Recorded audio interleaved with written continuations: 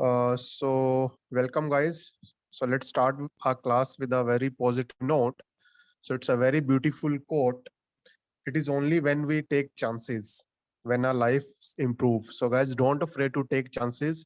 Take a chance, come out of your comfort zone and hit your goal. That is the only way to win in the life, right? So, with this positive note, let's begin our class 14. So, guys, today we'll cover preservation methods. So, again, if you see, we have to overview. So, stick to the overview. This is very very important because you need not to go into detail because again, as I said, this is for an examination like government examination. You are applying for government examination, so it's not you are applying for any PhD exam, right? So we have to do overview of the preservation technique and also I think I shared with you all yesterday the question paper, previous year question paper. So if you have gone through that, the questions are very very basic. I mean, if you just run through the syllabus twice, right, if you complete your the whole syllabus, whole notes and videos twice, I think you would be able to answer all the questions. So that is the level. I mean, it's very very basic, but again, when it's basic, then the chances of cutoff going high becomes higher, right? So cutoff might go high, so you have to be very very thorough, but on the same time, make sure you don't go in detail. So we'll talk about the overview of the preservation methods and their underlying principles, and we will also talk about the novel and emerging methods, right? So whoever has not got the question paper, uh, I'll do one thing. I'll attach the file again today. So guys, make sure you go through all the links that I share. So go through all the links once and please download it, right? Yesterday only it was shared with the link. So in case you did not receive it, again I'll share, I'll paste a link. So after the class, whenever you get a message from our end, make sure you read the message properly and download all the important links from there, right? Fine, not an issue. We'll send it to you again today, the previous year question paper. So you will get an idea. The questions were very, very basic. Fine. So guys, let's begin with the food preservation method. So guys, this is a really interesting topic and one of the most important topic from the examination point of view.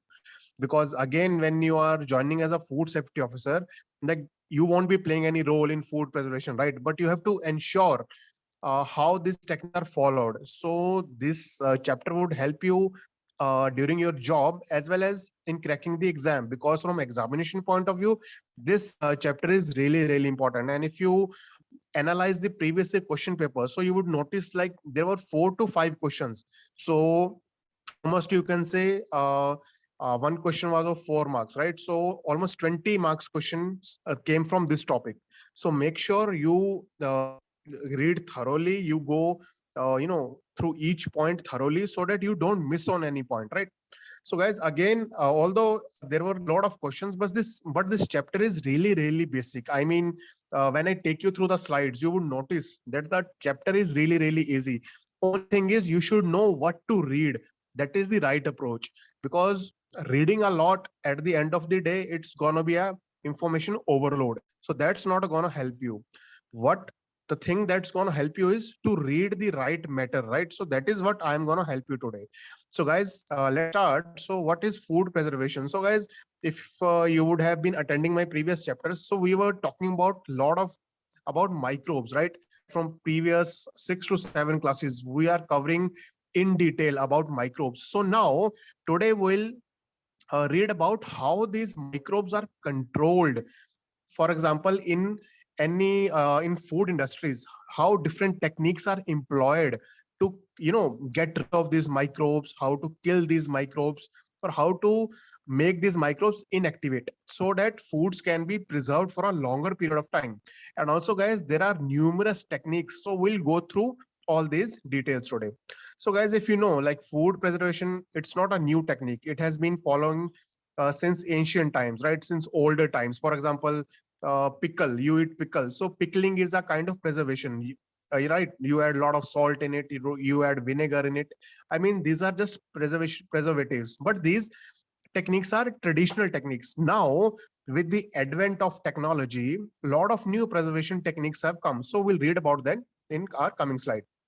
So if you know, this is just the art to preserve the different foods like meat, fish, fruit, vegetables, by applying following methods. So guys, these are the traditional methods. I mean, drying, you would have seen your grandmothers, or even your mothers drying certain kind of pickles, or drying certain kind of fruits to eat them as a candy, right?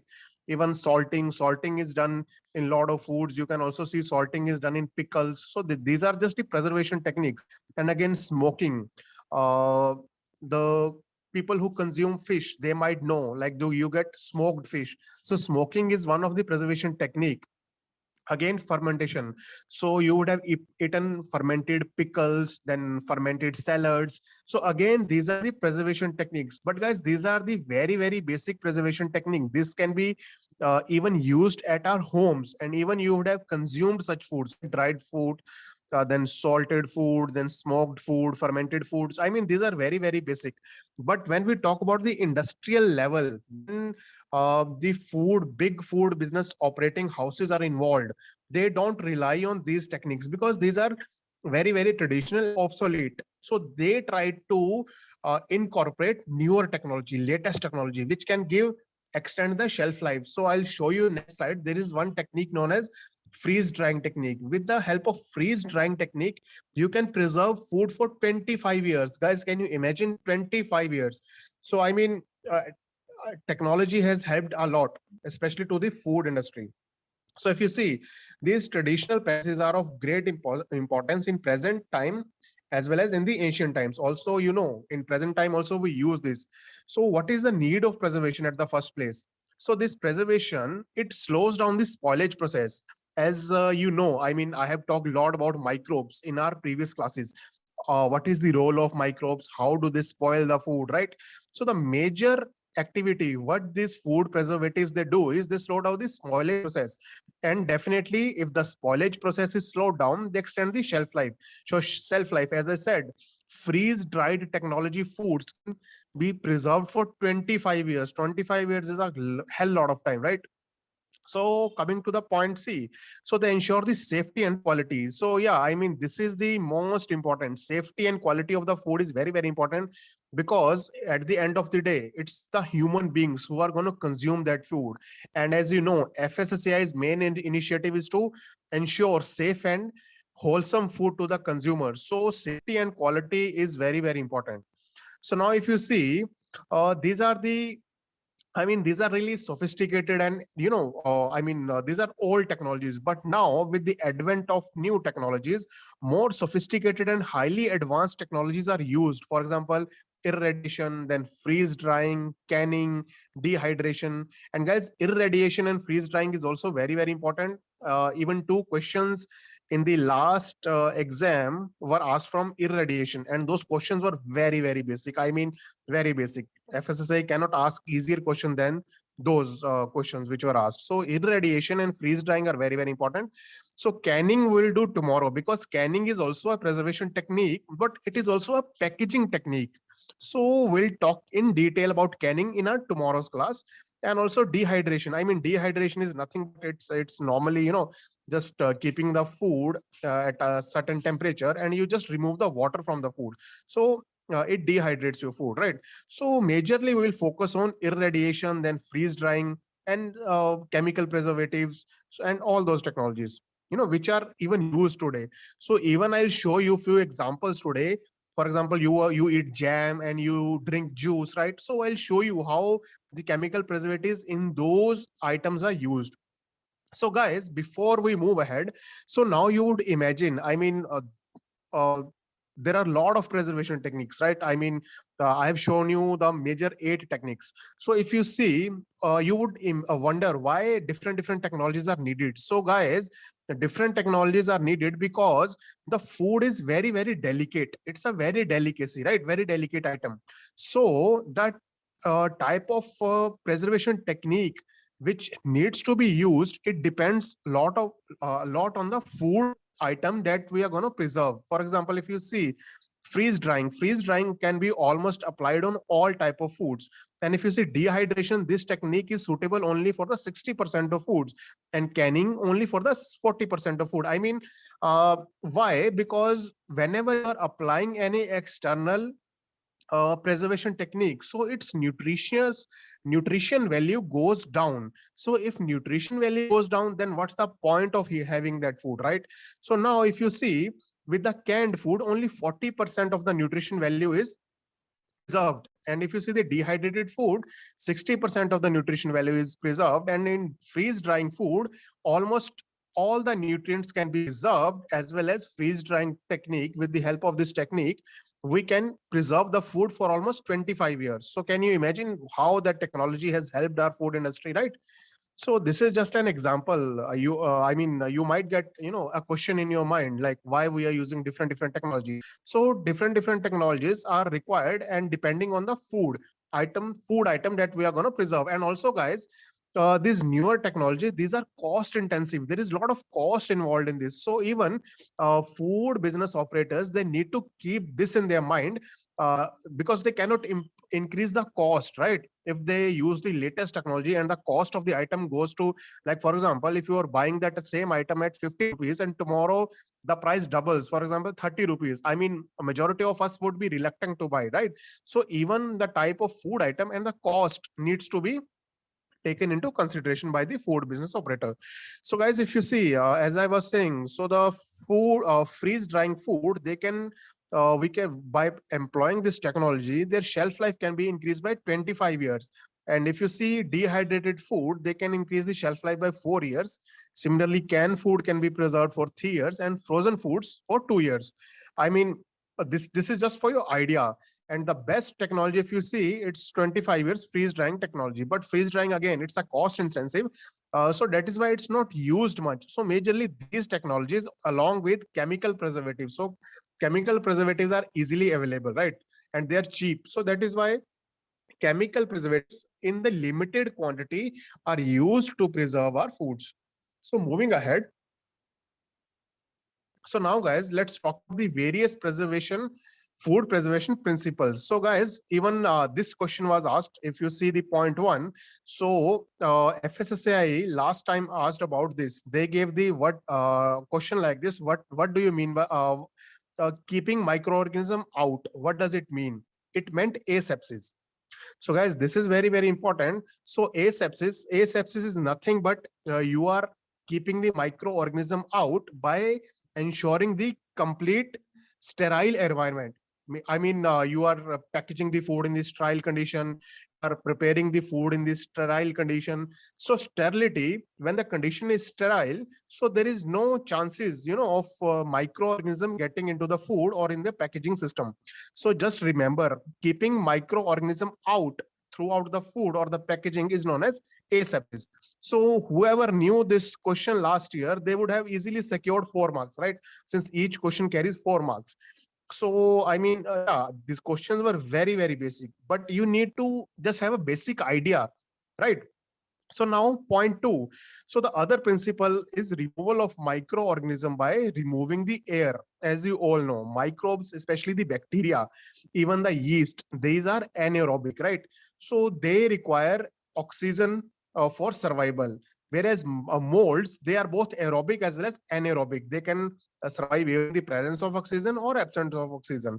But microbes, bacteria, majorly they require oxygen. So if we cut the supply of oxygen, there is no chance for the microbes to grow and multiply. And I mean, I taught you, right, that microbes, they can grow into billions times with like 10 minutes, right? 15 minutes. So cutting the oxygen is very important. Again, guys, removal of moisture. Even I taught you this, right? Bacteria, they require moisture for their survival, because water is essential for carrying out the metabolic activity in the microbes. So again, if we remove the moisture, for example, dehydration, so microbes won't be able to grow again, right? Again, then we'll talk this in detail, lowering and increasing the temperature, because lowering the temperature means you are freezing the food, right? Or you are keeping it in refrigerator conditions. Then increasing the temperature. Increasing the temperature means you are either increasing the temperature to such an extent that the microbes and their spores completely get killed in the food. And lowering the temperature is nothing but freezing and refrigeration. And increasing the temperature is nothing but a pasteurization technique. For example, I'll teach you this in detail in the next slide. So also, guys, increasing the salt and sugar and acid concentration in the food. Salt and sugar, I mean, sugar is used in jams, just to uh, prevent. Also, it gives taste. Sugar gives taste, but it also prevents the microbial growth. So high sugar foods, and also salt in pickles, right? Even acids in, for example, you eat vinegar, right? Vinegar, it's found in pickles. So that is why, right? So that is why these preservatives are commonly used. So moving ahead, then another technique is inactivating enzymes. So enzymes, they can be inactivated by heating, or again oxygen removal, or exposing food to the acids, or exposing food to the chemicals. So enzymes also, as you know, enzymes are very, very sensitive, and they require certain optimum conditions for their survival, right? So now, if you expose the enzymes, if you alter the environment in which these enzymes are thriving, so definitely these enzymes can easily get denatured, or they become inactive, right? And best example is blanching. So I'll talk about blanching in detail.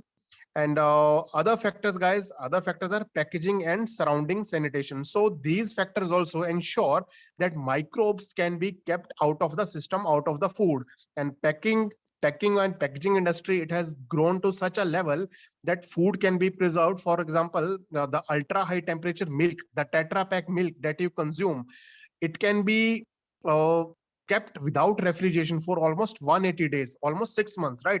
So technology has gone to such an extent. So packaging also plays a major role in preserving foods, and also surrounding sanitation. So sanitation, we read yesterday, right? I taught you the schedule 4 requirement. So in schedule 4 requirement, you would have seen hygiene and sanitary, it plays a major role in food preservation. And FSSAI, it has given very, very detailed pointers, right? What sanitation or hygienic conditions must be followed by each and every food business operator. So again, this is also a very, very important point, right? So now moving ahead, so now guys, let's talk in detail about different preservation methods. So different preservation methods which are used by our food industry, the daily foods, packaged foods that you consume. So now you will be able to relate. So now coming to the thermal process. So thermal process, guys, if you know, it is nothing. Thermal means heat, right? So now thermal, if you provide heat to the food item, so it inactivates enzymes and also kills microbes. So most bacteria, uh, I have talked about this in our previous class as well. Like bacteria, you can kill if the temperature, if you expose the food to the temperature of 82 to 93 degrees Celsius, but spores survive. So spores are, guys, very, very notorious here, because spores, they become inactive. I taught you this in detail in our previous class, right? So spores, they can survive this, they can withstand this temperature, but to inactivate the spores, the food must be exposed to 100 and 120 degrees Celsius for 15 minutes. So this treatment can even kill the spores. So thermal technology is nothing but exposing the food to the right temperature, so that all the microbes as well as the spores which are inactive and which are very hard to remove, or spores which can survive in extreme conditions, even those can be removed, right? Because spores can be very, very dangerous if they are not removed later on. For example, if you take a pack of milk, if the spores are not removed from that, it can easily get spoiled like within 2 to 3 days, right? But ultra high temperature milk can survive till 180 days, right? So that is the difference. So now I'll talk about in detail about blanching and pasteurization. So guys, blanching is very, very basic. I mean, if you would have eaten sandwich at your home, right, your mother would have cooked sandwich for you. So if in that sandwich, if you add green leafy vegetables, for example, say you add spinach, right? So spinach sandwich, So the spinach, as you know, it's highly fibrous, right? So in order to preserve its color, its taste, but also you want to ensure that it can be easily digested. So your mom would have done the blanching process. So blanching process is nothing. You take a boiling water, you add spinach leaves in that boiling water, and keep the boiling hot water for like 2 minutes, and keep the spinach in that for 2 minutes.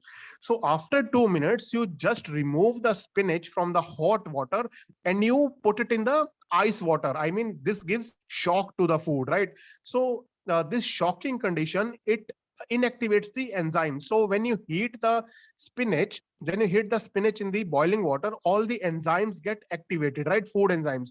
So now when you put it in the cold water, it gets shocked. So these enzymes, they are now become they become completely inactive. So now in blanching process, the color is preserved, right? And even although you have started the cooking, but you stop it at immediately, like after 2 minutes. So with the help of blanching, first of all, you are killing the microbes, because you are exposing it to high temperature, 100 degree, right? And also you are activating the enzymes by heating it, but again, by adding it in cold water, you are inactivating the process. So enzymes are also preserved, and your food color is also preserved, and also now the fiber in that food, and that is palatable now. I mean, you can chew the spinach easily. So blanching is nothing, it's a very very basic step. Even you can try at your home tomorrow, right? So now talking about preservation, and also guys, blanching is I mean, I don't think so any of the food industry might be using this technology, because this is obsolete now, right? Now these are technologies, these are restricted to our homes. So now coming to pasteurization. So this is very, very important technique. So pasteurization, guys, it's nothing but the heat treatment technology. And it's again named after very famous scientist, French scientist, Louis Pasteur. And this is nothing but it destroys microbes and prolonged storage. So pasteurization is nothing but it's a heat treatment to preserve the food. So the from the examination point of view, so guys, what you need to remember is this slide. This is very very important. So you need to know the method, and also the products to which it is applied, and also the temperature, and also the timing. So this is the chart which you should just imprint in your mind. So whenever you go to exam, so you should be, these things should be at your fingertips. So guys, if you talk about the method, so I'll just give you in brief. There is no I mean, these are very very important, but you need to remember this figure, guys. There is no way out, right? So if you see the method, wet pasteurization. So pasteurization is nothing but normal pasteurization, right? So this is for our milk, the milk that you consume daily in your packets, right? Mother dairy packet or Amul packet, right? So in these packets that you the milk that you drink, so those are wet pasteurized milk. So if you see, they are exposed to 62.8 degrees Celsius temperature, and for 30 minutes. So this treatment, for 30 minutes, they are being exposed to this temperature. So very, very important. Just make sure you remember these figures. And also coming to the next technique is HTST, that is high temperature short time. So guys, this milk, so now the milk is exposed to, if you see, high temperature is 71.7 degrees Celsius, and short time 15 seconds. So guys, you might wonder now, why only 15 seconds? Because uh, milk has a lot of proteins, right? It has proteins, it has other nutrients. So if you exposed to high temperature for a longer period of time, those nutrients, the chances of those nutrients getting lost from the food are very, very high. So no food business operator would like their milk be, rancid, and off flavor, and the nutrients would have lost. So no customer would like to buy that food, right? So similarly, uh, these are exposed to high temperature just for 15 seconds, right? So just remember this figure. And the third point is higher heat, shorter time. So guys, these are the technologies, these are the techniques, so which are applied for ultra high temperature. Ultra high temperature, I mean, of Tetra packs, right? When you drink the Tetra pack milk, so you would see on that package. So next time when you buy Tetra pack, you would see these milks and all, these are exposed to very, very high temperature. So majorly Tetra Pak milks are exposed to high temperature shorter time. So they either they would be exposed to 88.3 degrees Celsius for 1 second, or 90 degree for 0.5 second, different varieties. So this temperature and time combination, they are decided by food industry. I mean, there is no hard and fast rule that they should stick to only this temperature or they should stick to this temperature. It depends on the industry to industry. I mean, depending on the capacity, depending on their infrastructure, depending on capital they have, the money they can spend. Because at the end of the day, when you talk about 90 degree, 96 degree, 100 degree, so these are cost intensive techniques, right? So cost is involved. So these are the options which are available for the industry, so they can employ any of the option. But for you make sure you remember this chart, right? So now talking about ultra pasteurization. So guys, again, this is used for milk and creams, and in this it is exposed to 137.8 degrees Celsius for 2 seconds. So if you see your Tetra Pak, so majority of the Tetra Paks are also exposed to this temperature, ultra pasteurization. That is, they are exposed to just 2 seconds at 137.8 degrees Celsius. So guys, make sure you remember this chart, because these figures are very, very important and I can vouch for it. A question would definitely be asked from this topic, right?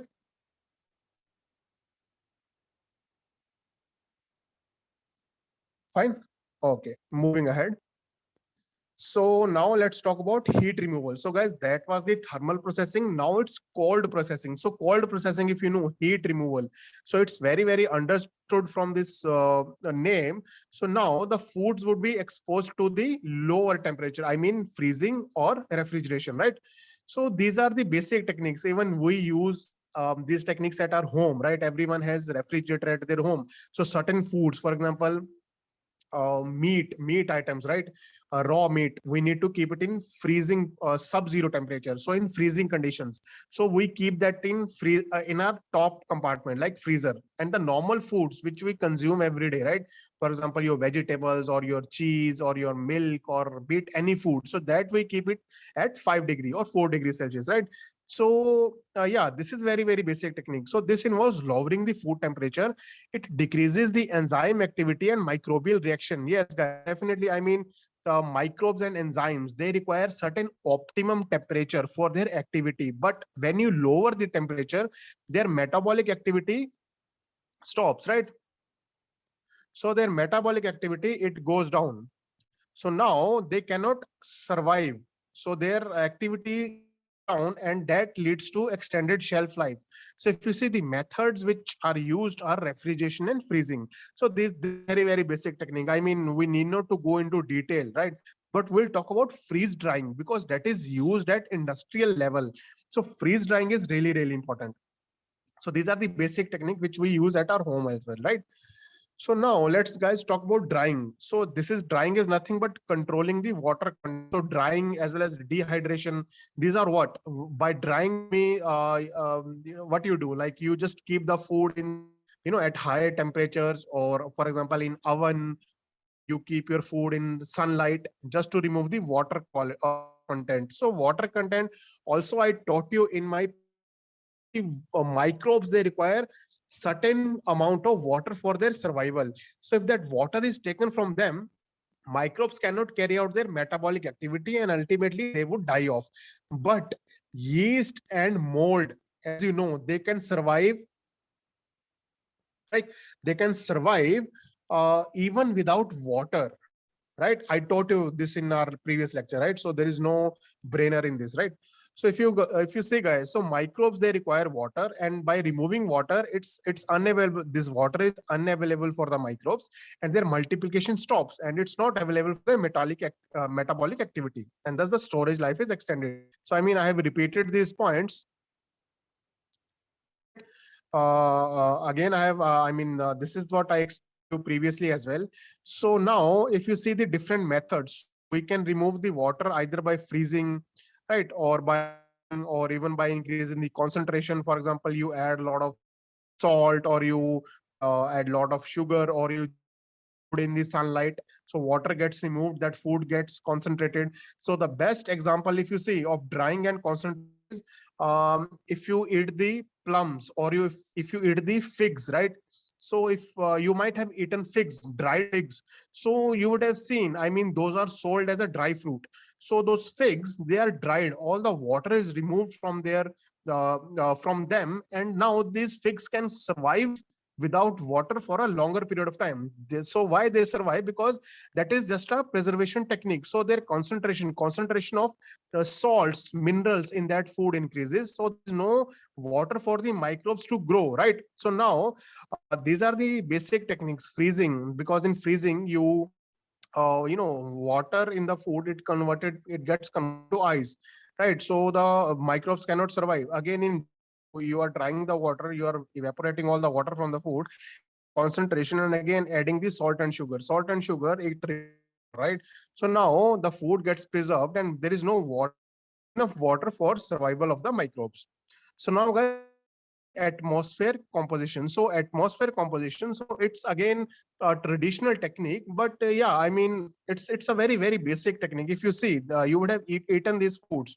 So if you see removal of the oxygen, so it inhibits oxygen dependent chemical reaction. So now microbes, as you know, these are the aerobic, right?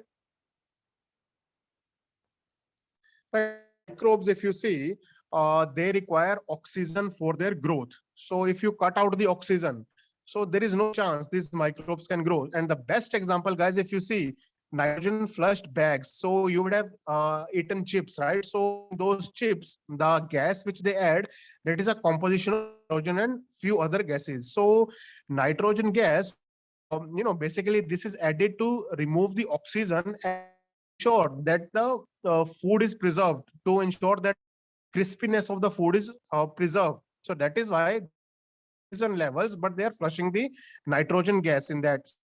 You would have observed in chips bags, right? So even vacuum packaging, these days a lot of meat items, they are preserved vacuum packaging. So vacuum packaging is used extensively at industrial level as well. And yeah, again, paraffin wax. So you would have consumed cheese. There is a certain kind of cheese available in the market.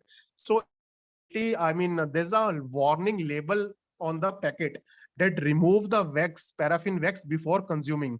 So of this wax is, hello, is my voice audible, guys? Just give me thumbs up once if my,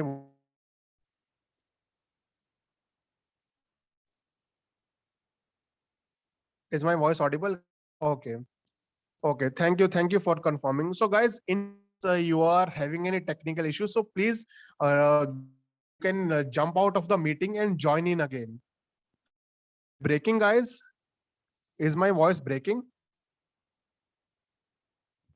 Okay, just a second. Is it clear now? Is it clear now? Okay. Okay. It's clear. No problem. No problem, guys. I mean, it's a technology, and we live in India. I mean, we are still these technologies with these Wi-Fi connections. So not an issue. I mean, you would get a recording. In case you miss anything, you can again go through the recording, right? I think now it's clear, right? So yeah. So a second.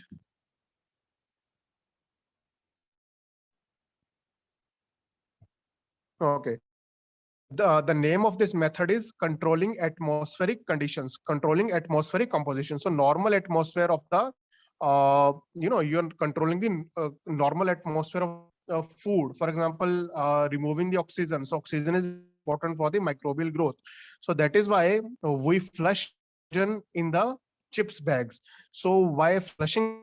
You are just removing the oxygen, but you are flushing the nitrogen that the chips remains crisp, right?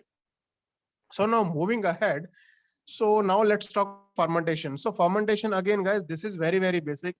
I mean, this has been practiced from, I mean, times, right? So you would have eaten pickled salads, or normal, or these are just preserved by preservation techniques. So if you see, microbes are used. So now, guys, we have also read, like there is two category of microbes, which are one category is beneficial, harmful. So now in this preservation technique, in the fermentation technique, we are using microbes against microbes. For example, we are we are ensuring that the beneficial microbes, they grow in the food in such a higher quantity, in such a higher number, that they outnumber the harmful microbes. So now in fermentation, what happens is basically the good microbes, they feed on the starch or on the sugar that is present in the food, and they release certain kind of acids and alcohol. And no, guys, I mean, the microbes, they cannot survive at the harmful microbes, they cannot survive at a lower. If the food is highly acidic, they cannot survive, right? But yeast and mold can survive at the acidic level, high acidic level. Now that is why a lot of in these pickles you would find acidic taste, alcoholic taste. This is because these microbes, the end product that they produce is acid, right? That is why vinegar is added to the food, or directly if you don't add vinegar, if you just add microbes to these foods, beneficial microbes, they would carry out fermentation of the salads or the fruit, and they would preserve it, right? So yeah, again, this technique is again used for increasing the shelf life. So now let's talk about, guys, chemical preservatives. So again, two questions were asked from this topic as well. Almost, if you see, around 30 to 40 marks questions were asked from this topic alone. So this topic is very, very important, guys. Make sure you go in detail through the notes also, because a lot of things covered, a lot of things in detail in our notes. So make sure notes once you are done with this class, notes, each and everything is given in detail, right? So guys, let's talk about chemical preservatives. So chemical preservatives, as you know, their major role is to they inhibit the microbial cell division. So guys, chemicals, whenever you talk about chemicals, chemicals are majority of the time they are harmful, right? They are harmful for the microbes here because the quantity that we are using is very, very minuscule. So that is harmful for the microbes, but not for us, right? Because that is what FSSAI is here for. FSSAI ensures that food is safe for the human consumption. So they have set the certain parameters, certain amount of chemicals which can be used in the food, certain type of chemicals, certain quantity of chemicals which can be used in the food. So these chemicals, they inhibit the cell division. They does not allow the microbes to divide further and increase their population, and also they increase the cell permeability. So guys, what happens in cell permeability? So now the microbes, as you know, they are very, very particular about their surrounding environment, right? They require certain conditions. But now when you add the chemicals, their cell membrane, their cell structure get altered. Now the chemicals, since these are toxic for the microbes, they make the cell microbes membrane permeable, and the microbes can enter easily inside those microbes, and it can kill them. So it increases the cell permeability, and you need not to go into detail in these pointers, because this is, FSSAI is never going to ask you these points. But yeah, I mean, you just need to remember what these chemicals does. They hinder with the cell division. I mean, there is no brainer. I mean, these are the very, very basic pointers, right? It hinder with the cell division, it increases the cell permeability, that inhibits the enzymatic activity. So if these all things are hindered, then microbes cannot grow. So now, guys, the two common preservatives which are used on wide scale in the food industry are sulfur dioxide and benzoic acid.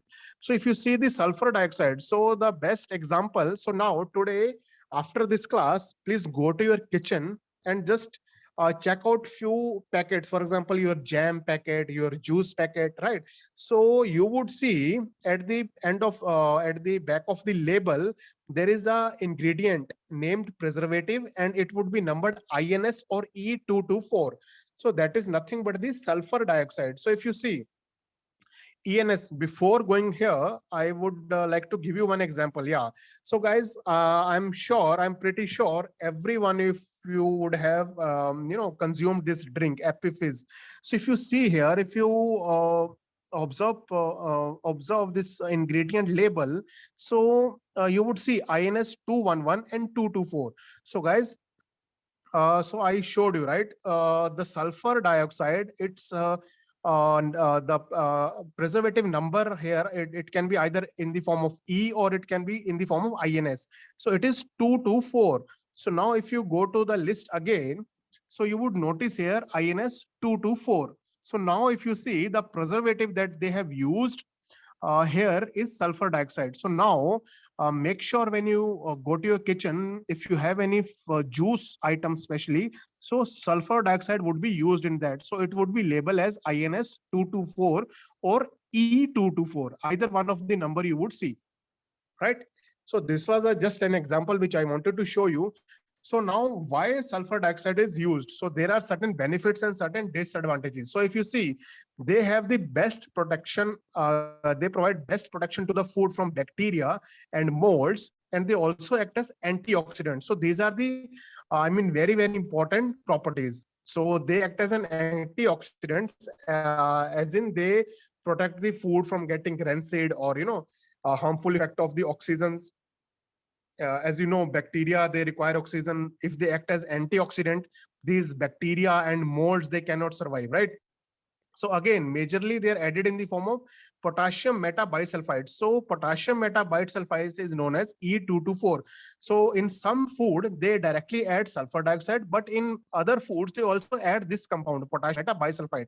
So this is the ingredient which is named as E224 or INS224. So this is majorly used in juices.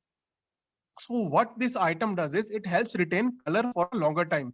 So guys, now if you see why sulfur dioxide is used in juices, especially juice products, if you see, I'll show you in my next slide. So all the juices, all the nectars, all the squash or the cordials that you drink, right? Majorly the liquid items. So in those, sulfur dioxide is majorly used because it helps to retain natural color. For example, if you go to if you buy a real juice packet, right, and you have purchased you have purchased mango flavor, so you would never want that your mango flavor to be discolored, right? So now it helps to retain the proper color of the food. And also sulfur dioxide, since it's being a gas, so it can be mixed properly in the food, and it is highly soluble. So it would be very uniform. The preservation would be very uniform throughout the product, right? For example, 1 liter of bottle, so if you add sulfur dioxide, its activity would be very uniform throughout the product. So it is very it's highly soluble, and it mixes it has a better mixing capacity, right? So I already showed you the example. So epiphyse, so INS224, this is nothing but sulfur dioxide or potassium metabisulfite, right? So just go to your kitchen today after the class and make sure you note these points. So if you see this sulfur dioxide or potassium metabisulfite, this is majorly used to preserve juices, nectar, pulp, squash, crush. And guys, two questions were again asked from chemical preservatives. Last year, two questions were asked. So this chapter is really important. This chapter is a deciding factor, I would say, because almost 30 to 40, or you can say almost 50 marks questions were asked from this point, this topic, right? So again, two questions were asked from this chemical preservation topic only. So make sure you remember all these things, right? So they are used to preserve juices, nectar, pulp, squash, crush. So majorly the juice items, because it helps to retain the color of the juices. But now, guys, again, if you see, it helps to retain the color of the juices. But again, if you see, it has a bleaching action. It cannot be used in naturally colored juices. So naturally colored juice, for example, organic juices. So now, if any food, if any juice company, it claims that we use only naturally colored fruit, natural colors in our juices, but this would not be suitable for that because it has a bleaching action. As you see, as you remember, I told you it helps to keep the juice clear. So that clarity comes from bleaching action of the SO2. But again, if you use the natural color, so it would bleach that natural color. So now, for example, if you buy a natural, if you buy a mango juice which has natural colors added to it, right? So this would bleach it, and that mango juice, it would no longer have yellow color because sulfur dioxide would bleach it. So make sure you remember this point. It's very active. It cannot be used for naturally colored juices due to its bleaching action. And also it cannot be used in juices which are stored in tin container. You would have seen, I mean, there are various type of packaging available in the market. So the juices which are stored in tin container, so it can corrode those tins, it can cause pinholes, and it can also lead to generation of hydrogen sulfide gas, which has very bad odor, and it can react with the iron of the tin to form black compounds. So guys, these are the I mean, drawbacks of using sulfur dioxide. So that is why this should be no, this the sulfur dioxide should not be used in foods which are stored in tin container, and they should not be used for naturally colored juices, right? So now moving ahead, guys. Now the second preservative which is used at a wide scale is benzoic acid. So if you see, its E number is 211. Also, it's known as INS 211.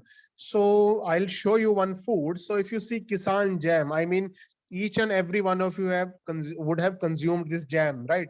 So if you see here, if you see the ingredient label properly, so you would see a preservative INS 211. So 211 is nothing but, right? So in this jam which you consume daily, so the preservative INS 211 is used. So if you see here, 211, right? Benzoic acid. So again here, if you note here, 211. So the preservative which is used in jam is 211, that is benzoic acid.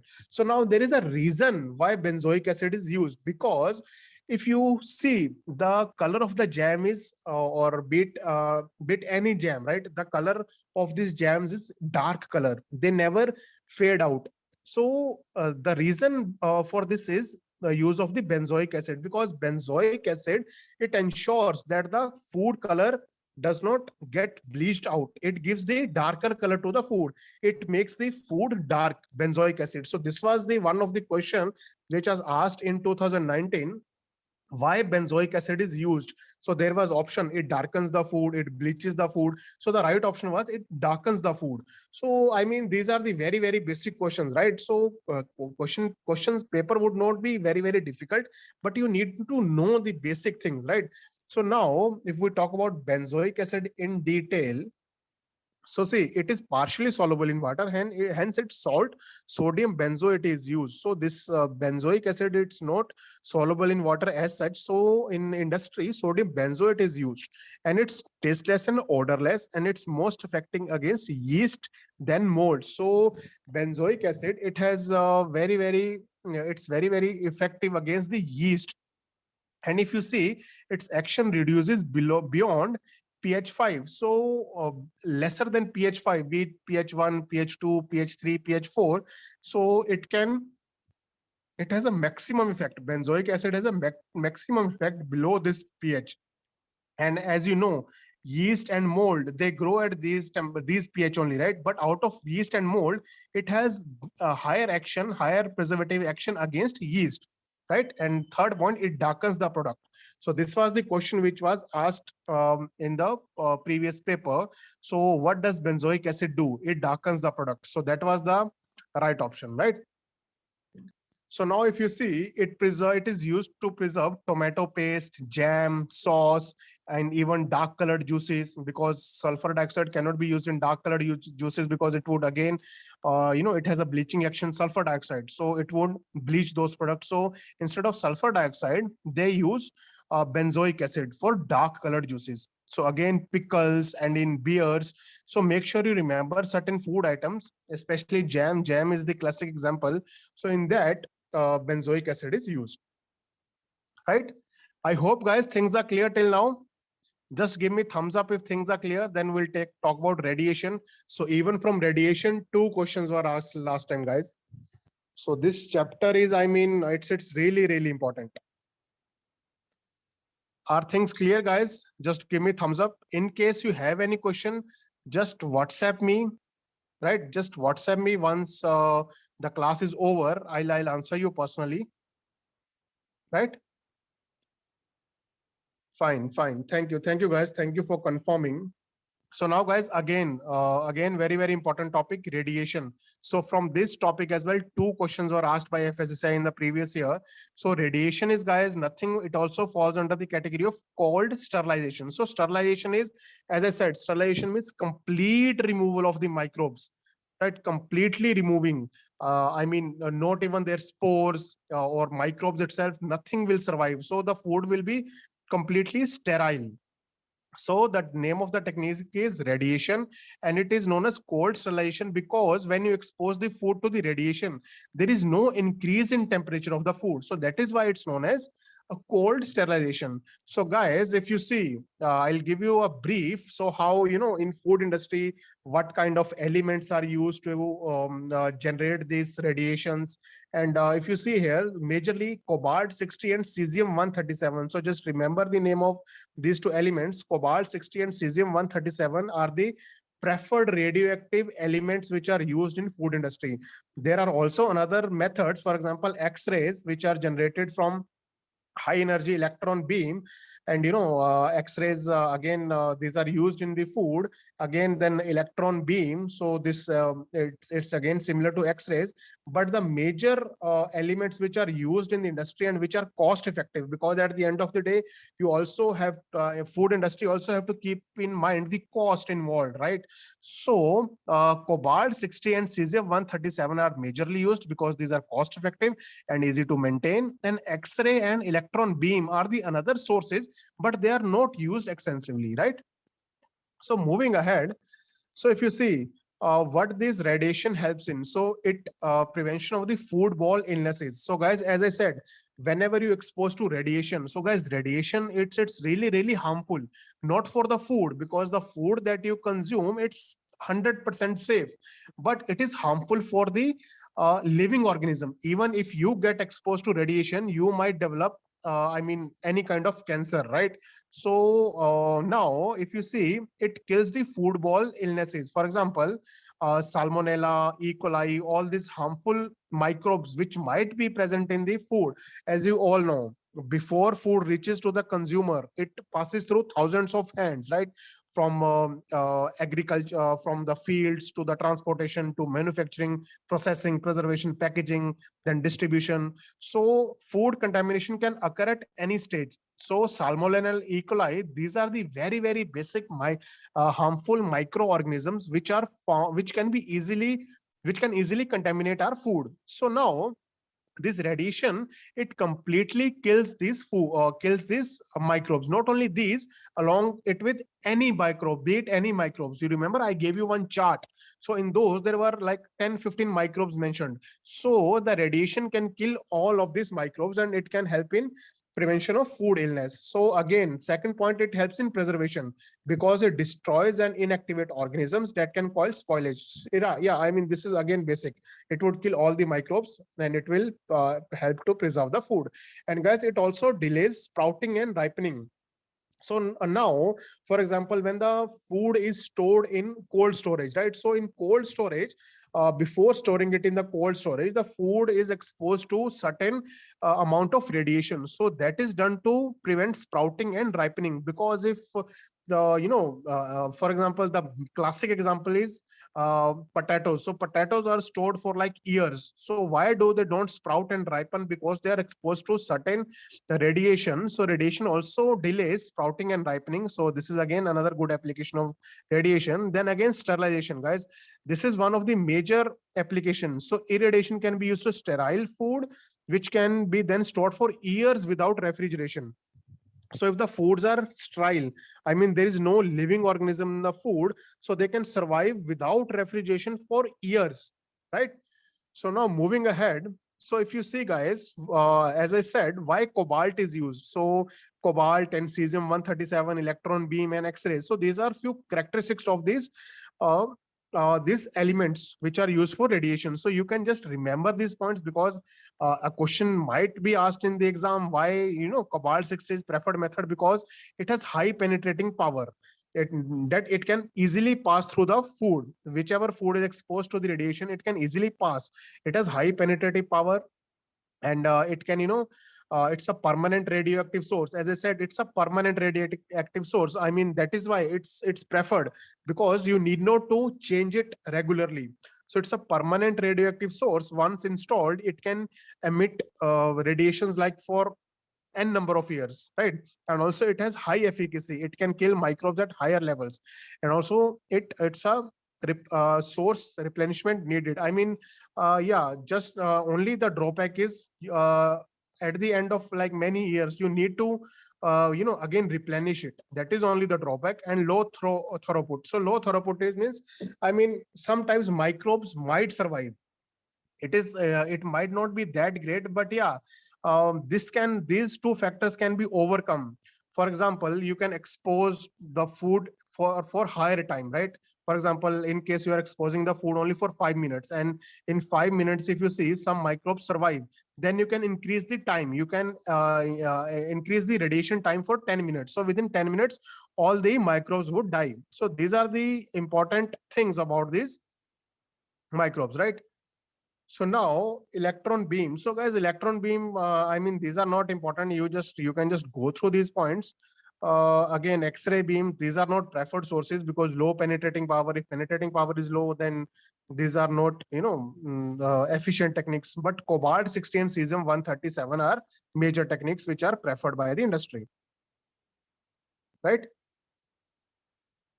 Fine. So now moving ahead. So guys, now let's talk about type of radiation. So guys, now the question that was asked previous year was, what is radorization? So if you see the techniques, radiation technique falls in three categories, and one very, very basic question which was asked for 4 marks. So 1 gray is equal to 100 rad. So this was the question, guys, which was asked last year. So gray is nothing. Gray is unit which is used to measure the whenever you expose any food item to the radiation, so it is measured in gray. So gray is the measurement of the radiation. So 1 gray is equal to 100 rads. So this was the question which was asked by FSSAI. 1 gray is equal to 100 rads, 1000 rads, 1 lakh rads. So right answer was 100 rads. So just remember this unit. 1 gray is equal to 100 rads. So 1 gray, if you say, is the quantity of the radiation absorbed by 1 kilogram of the food, which impart 1 joule of energy. So 1 joule of energy is nothing, guys. It's 0.005.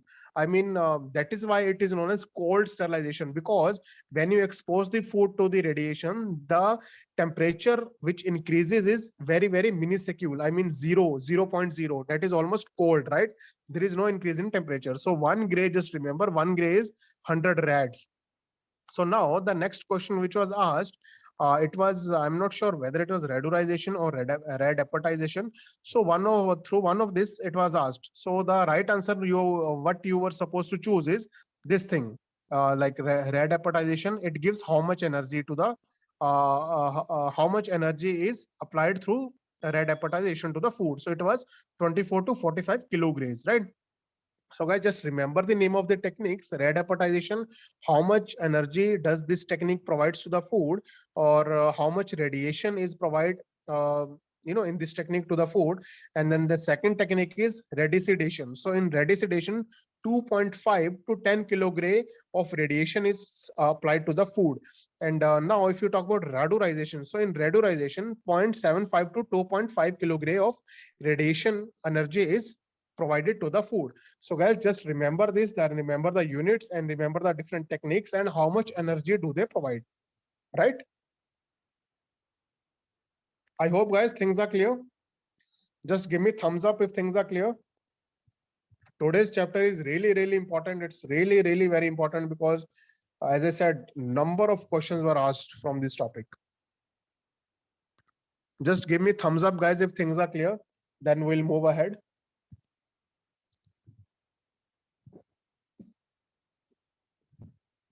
Okay, thank you, guys. Thank you for confirming. So now, guys, we'll talk about low temperatures. So now in this technique, the important technique is freeze drying. If I'm not wrong, even one question was asked from freeze drying technique as well. So lower temperature, guys, I mean, it's no brainer, right? Low temperature means you are decreasing the temperature. That means either you are refrigerating the food or you are freezing the food, right? So freezing, as I told you in my previous slide as well, freezing, what does freezing does? Freezing just slows down the microbial activity of the microbes, because microbes, they require certain optimum temperature for their activity. So when you freeze these microbes, so now their metabolic activity goes on hold. Now they cannot multiply, now they cannot carry out their activities. So if you see, it can be of two type, like above freezing temperature, that this is refrigeration. Basically, you expose the food to 0 to 4 degrees Celsius. This is our normal refrigeration temperature. And sub freezing, is nothing but below 0 degrees Celsius, right? You are exposing to the food to the freezing conditions. So the reason, as I told you, it's nothing but to hinder the metabolic activity of the enzymes and the microbes. And the methods which are used is sharp freezing and quick freezing. So I just give you a run through these methods because a lot of questions were asked from this topic last time. So I'll just give you a brief what sharp freezing is and what quick freezing is. So guys, sharp freezing, if you know, if you see here, the temperature in sharp freezing is almost minus 15 degree to minus 29 degree temperature is kept. And also the time that is used is food is stored for 3 to 72 hours. So food is exposed to this temperature for 3 to 72 hours. And the method which is used is air circulation by fans. So now guys, here if you see sharp freezing, in sharp freezing the food is not it's not it does not come directly in contact with ice. Now how do they carry it out? So they install a huge fans. They install huge fans in that cooling unit. So now this cooled air which is circulated through the, can you imagine, minus 15 degrees Celsius and ranging the temperature ranging between minus 15 to minus 30 degrees Celsius, and you switch on the fan. So how cold would be the environment, right? So majorly butter and meat products, they are preserved by sharp freezing technique by these conditions, exposing to this temperature, exposing to for such amount of time. And this is the method how they do it, like air circulation by fans.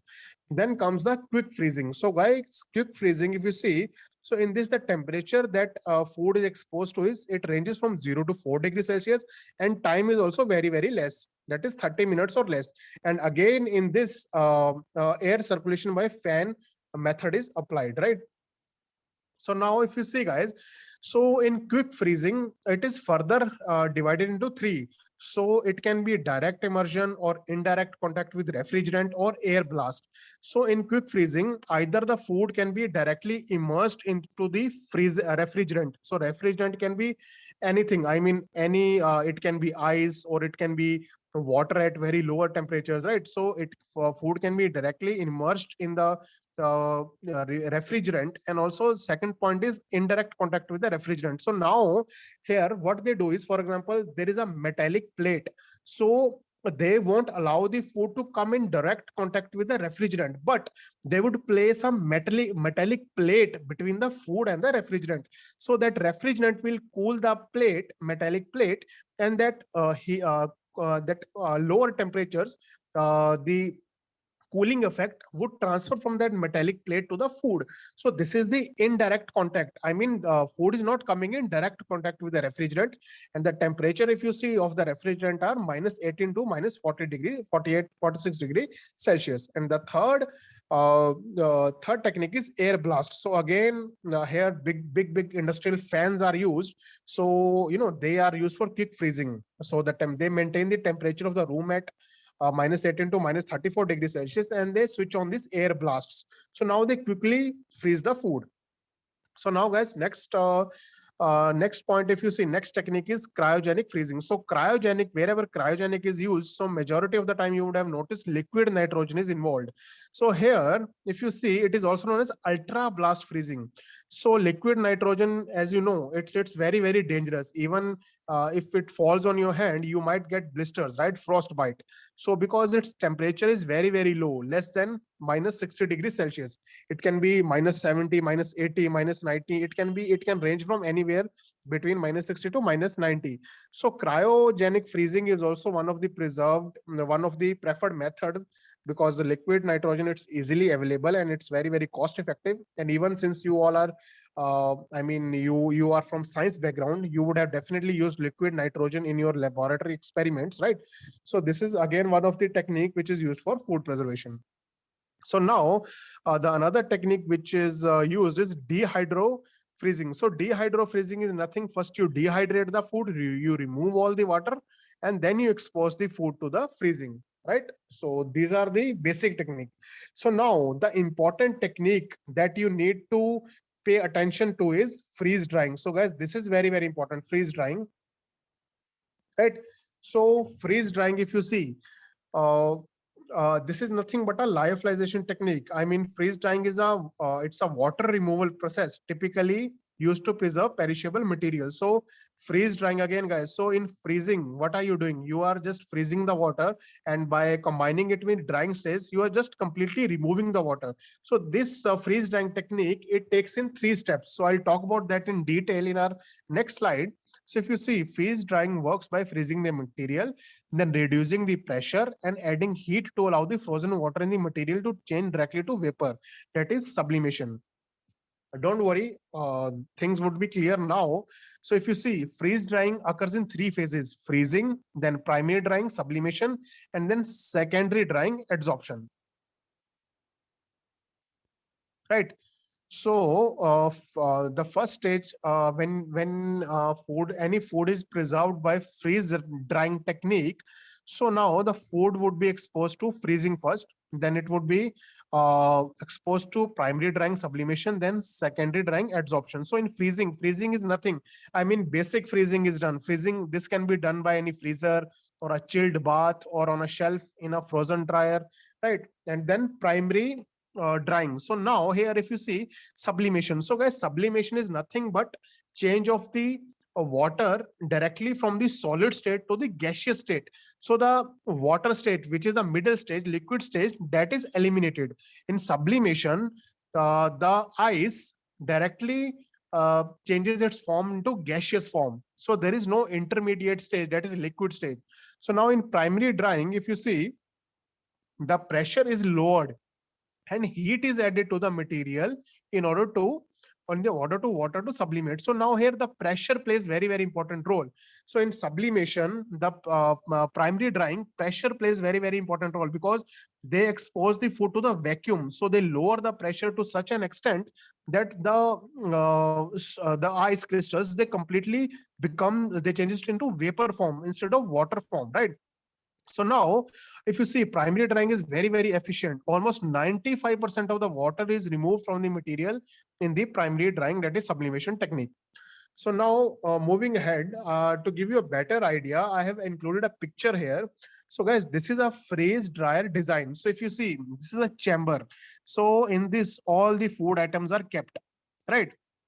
So if you see, there is a vacuum. So this vacuum lowers the pressure. So here is a machine which ensures there is a refrigeration, cold temperature. And also if you see, here's some coils which are added to lower the temperature, right? So if you see here now, so in the primary stage, so in primary stage, in freezing technique, so they switch on this motor. So this motor would, it would decrease their temperature. It would lower the temperature to minus 50 degree to, below 0 degree, right? Sub freezing.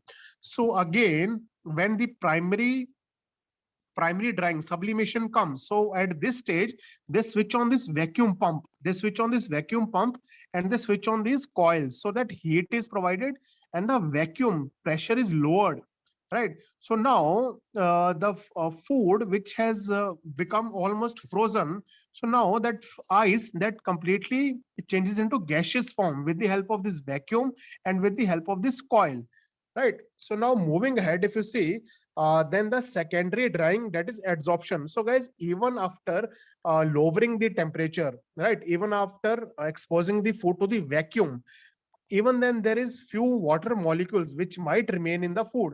So now how they are removed is, the remaining water molecule is removed by rising the temperature higher than the primary drying phase, and the bond between the material and the water is removed, and the free dries material are, they become porous structure. So now if you see, secondary drying is nothing but adsorption. Adsorption means surface removal of the water, right? So now in the adsorption stage, they just switch on these coils, they switch off this motor, they switch off this vacuum pump. In the third phase, they in secondary phase, they just keep on this coil. So this coil would remove whatever water is attached to the food, it would also remove that remaining water, right? So guys, freeze drying technique is also one of the important techniques. So just go through this video again. In case you have any doubt, you can also approach me. And also I have given each and everything in detail in our notes. So you can also refer the notes. So guys, lastly, thank you so much. So this chapter is really, really important. Make sure you go through this chapter again and again. Read a lot about this chapter, because till now you would have seen, I have told you, right, the chapters which are important and which are not important. So today I was majorly focusing on this chapter because this chapter is really, really important. So this topic is really, really important. Make sure you cover this chapter in detail, right? So guys, lastly, thank you so much. Thank you for the attention. And I'm sure definitely you would have gained a lot of knowledge from this chapter. And also, in case you have any doubt, you can approach me on this WhatsApp number, right? So I'll see you guys then tomorrow, right? So I will attach the question paper again today in case if anyone of you did not get the question paper, I'll attach it again. You can download these question papers and you can just go through it, right? So guys, thank you so much. See you tomorrow. Good night.